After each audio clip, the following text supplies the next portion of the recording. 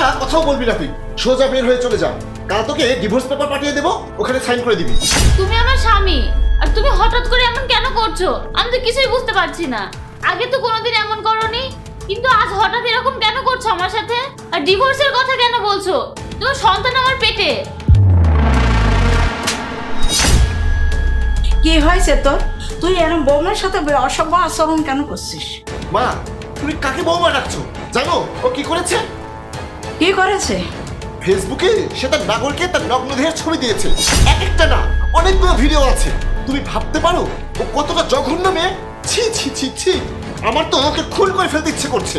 আমার তো এখন সন্দেহ হচ্ছে, ওকে মনে হচ্ছে ওর পেটে যে সন্তান আছে সেটা আমার না। জাহিদ, এই জাহিদ, এসব কি শুনছি? এসব কি সত্যি বাবা? মা, কেউ কি তার স্ত্রীর উপরে এমন অপবাদ এমনি এমনি দেয়?